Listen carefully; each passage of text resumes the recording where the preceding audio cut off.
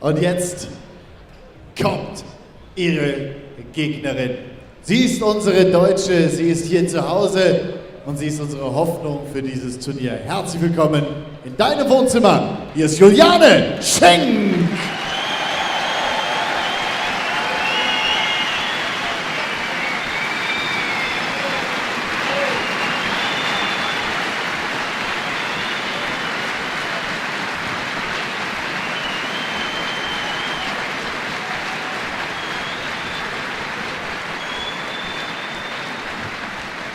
Wir freuen uns auf dieses großartige Duell und wollen Ihnen noch ein paar mehr Informationen zu beiden Spielerinnen geben. Wir beginnen mit der 20 Jahre jungen Japanerin, die gestern völlig überraschend für viele die Olympiasiegerin Liu Chiroi aus China geschlagen hat. Sie ist aktuell Weltranglisten 39. Hat im Jahr 2012 insgesamt 4 Turniere gewinnen können. Sie ist also sowas wie die Frau mit großer Zukunft. Also ein herzliches Willkommen nochmal aus Japan, Sayaka Takahashi.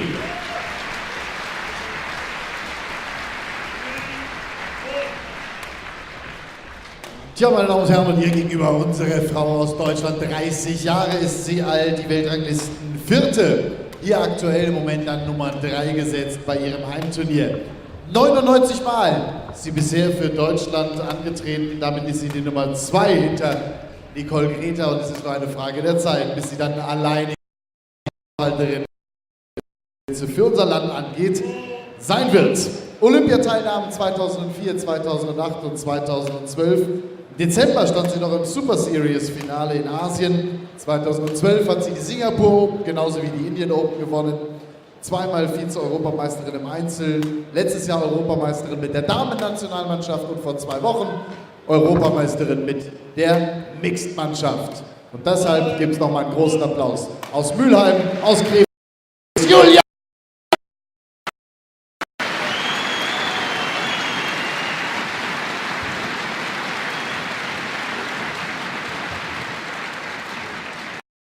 Los geht's! Man. Day. 6-1. Ladies.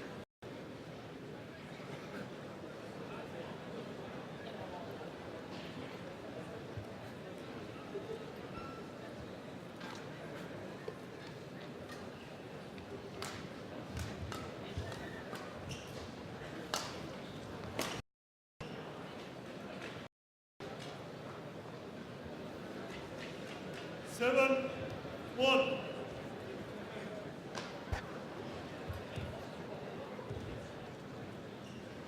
Ladies and gentlemen, on the right,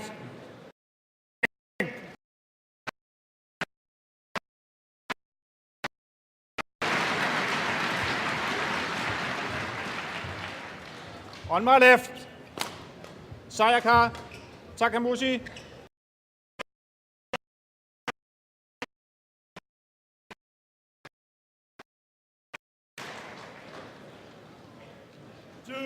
Juliane SCHENK to serve.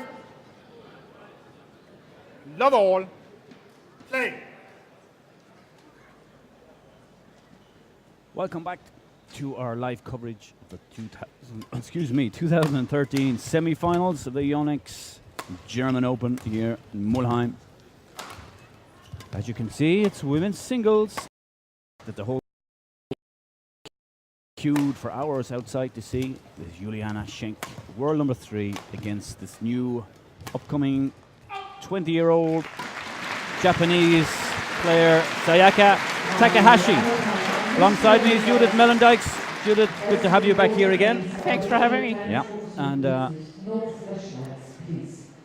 I think it's quite simple in some ways. I think we both agree Juliane is the favorite, but for me it's about Takahashi keeping up with the high tempo and high pace. If she can do that, she has a chance. Yeah, I also think so. It's of course she's new on the circuit. I think of course Juliane, we all know, plays very, very high tempo, and it's just a matter of seeing if Takahashi can keep up. But if you look at the first 2 rallies, it's looking quite good actually. Yeah. Of course, Takahashi victorious over the reigning Olympic champion Lee Zuri in the in the previous round, 21-17 in the deciding set. So Japanese star certainly going to have confidence from that win. SCHENK.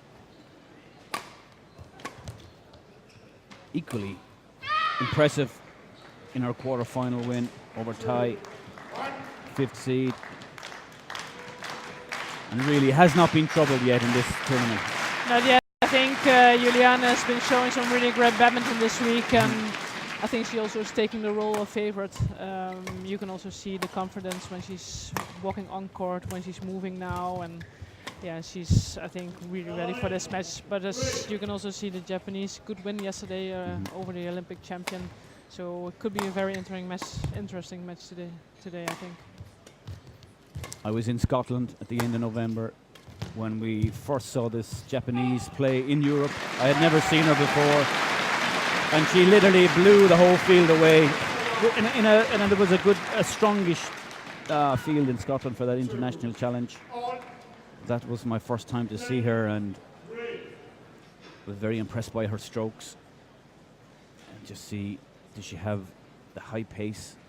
Does she have this high intensity to match Juliane? Yeah, I think that's the question we have to ask ourselves. It will be interesting to see that as long as the matches like this, there's a lot of long rallies, she can still keep up. But of course, Juliane has a lot of experience, and that's of course what the Japanese is lacking at this time. But she has nothing to do, so let's see. Yesterday, her match against Li Juri was well in excess of an hour. The tempo was high. And she lasted longer and lasted better than the Olympic champion, and that's what it came down to in the end. So the signs are good for the Japanese. It must have given her a big confidence, of course. Winning over the reigning Olympic champion, that's a big boost for your confidence. So she will be ready to take on Juliane today, even though Juliane is playing in front of a home crowd. Yeah.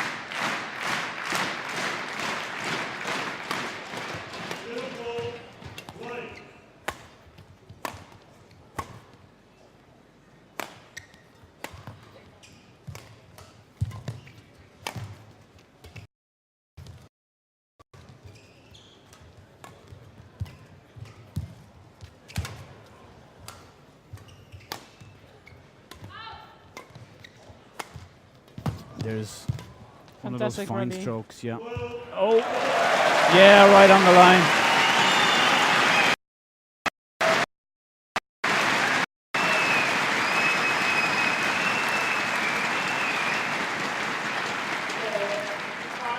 And the eyes of the full house firmly fixed on this #1 court. As I said, these people have been queuing for hours before to come in here to this fantastic arena for badminton. It's such a great atmosphere in semi-finals day.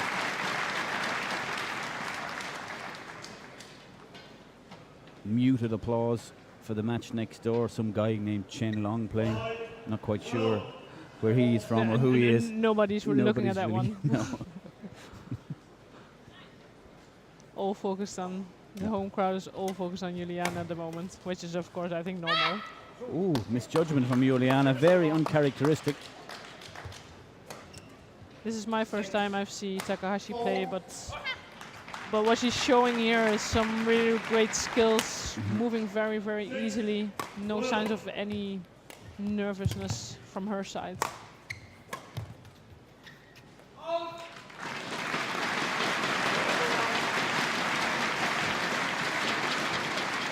I remember watching her in Scotland thinking, as it was my first time to see her, she sort of walks like she's always tired. She looks like she's always tired. Her shoulders are slightly forward. but she has a really good engine.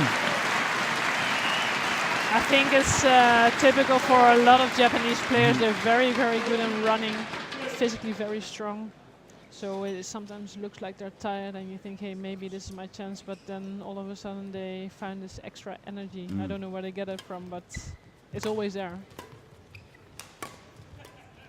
And Takahashi, a little bit unusual insofar as she's much taller than the normal Japanese player you would see. Yeah. Hirose, for example, is only up to her waist. And of course, left-hander, that's always a little bit different as well. Of course.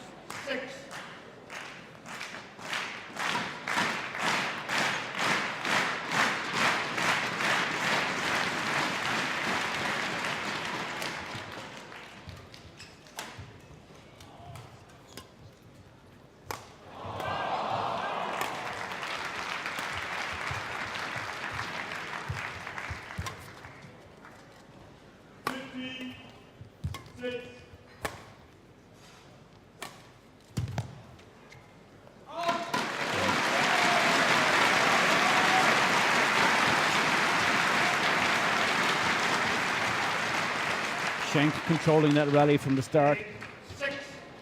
A little bit of tape on Juliane's knee from so she had that blood injury yesterday. Hopefully it sticks this time. Yeah.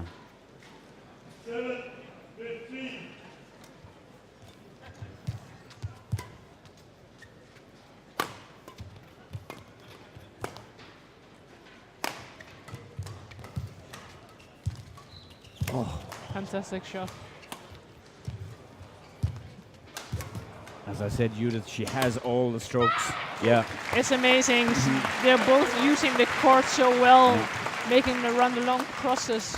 Both have a really fine touch at the net, and when you think you have a point, it somehow gets back. And it's typical to see these very long rallies. And if you compare it to Juliane's match yesterday, this is a very tough fight for her.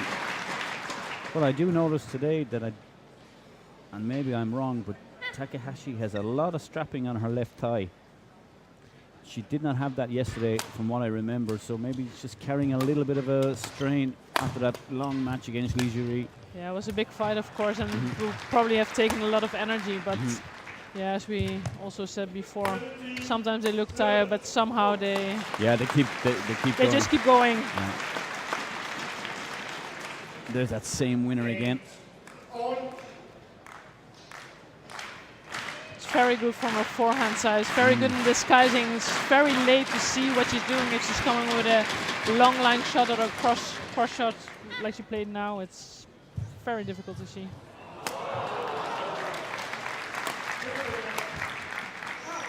Out.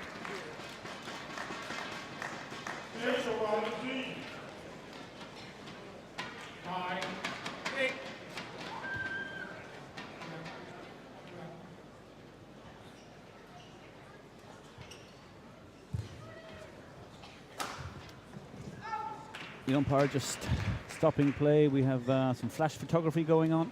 Very difficult to control. So many people in the hall. All these modern gadgets and phones all have flashes and. And although they've been saying it many times today and also the other days, people still try, and it's disturbing the players so much in their concentration. It's the one thing that really affects a player. Yeah. They of course react to the light, and it's just very annoying when you're full focus on your match and all of a sudden this flashlight turns up. Oh, look at that net. Oh. From both.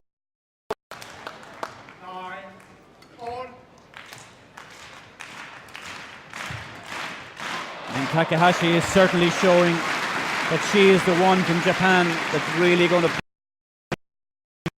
world.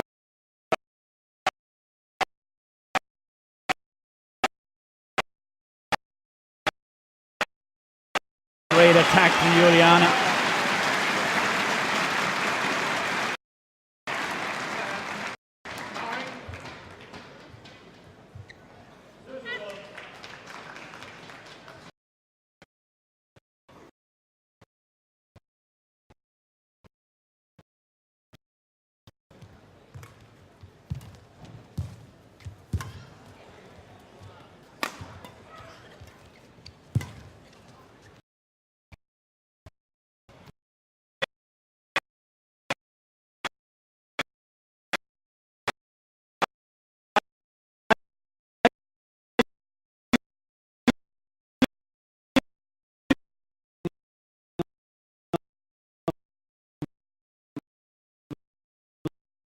last year, every year there's a strong, as you know, a bunch of Japanese come to the